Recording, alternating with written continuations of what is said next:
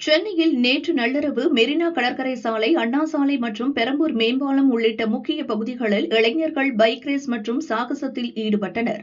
ரோந்து பணியில் இருந்த போலீசார் பைக் ரேஸில் ஈடுபட்ட இளைஞர்களை பிடித்து விசாரணை நடத்தினர். 27 பைக்குகளை பறிமுதல் செய்தனர். விதிமீறலில் ஈடுபட்ட இளைஞர்களுக்கு அபராதம் விதிக்கப்பட்டது.